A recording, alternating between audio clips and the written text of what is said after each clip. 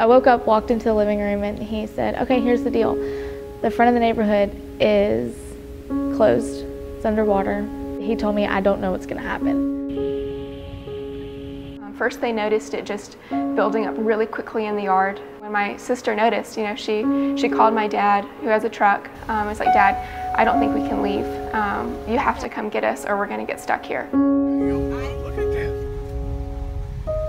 We turn on the news and they're telling us the very street that we were on is the street that's about to be completely flooded. So if you're here in this area, then you just need to leave, period. Me and my mom and my sister and my dad waded through knee-deep water and got in our cars and with our cat and our dog, and we drove and we're like, we're just gonna go as far as we can and then just wait. There's nothing else for us to do. They actually ended up getting stranded on the interstate for 48 hours because everyone was stuck and the water was rising and people couldn't get their cars off the road.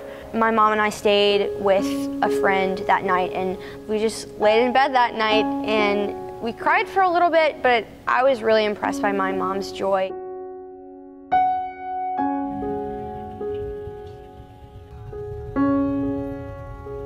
We found ourselves going to New Orleans, and we stayed there at a hotel for 3 days, and we knew that, no matter how much faith we conquered up, it's just like when we go back, man, like you're just gonna have to face the reality of it.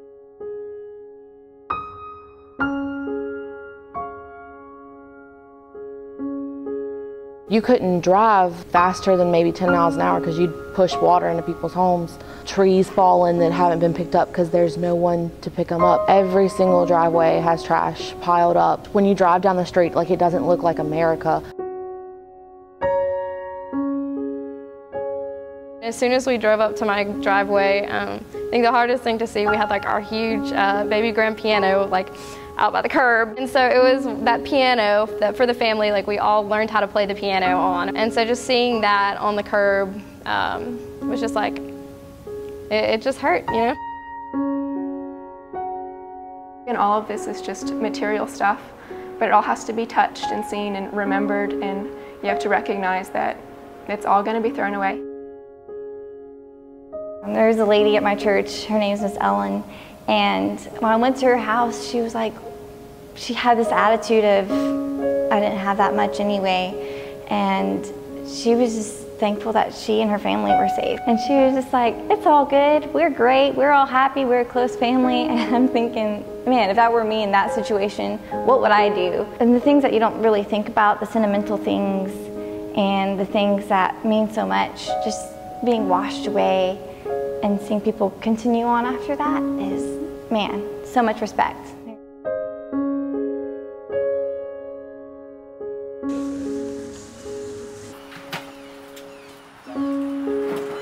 Me and about 15 or 20 other students went to Crowley for the Flood Relief Service Project to help 2 families. We started out, we moved paneling off the wall and kind of pulled out some slats so we could put the insulation out to let the walls dry.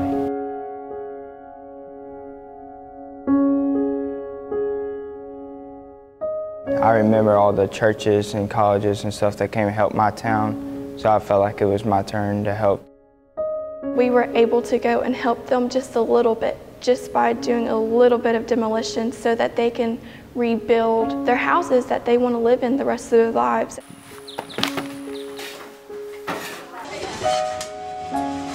I don't think I can really explain all of the kind of just heartache I feel for them, for everything that they've lost. First time I heard was like, oh, they just flooded and they just need help.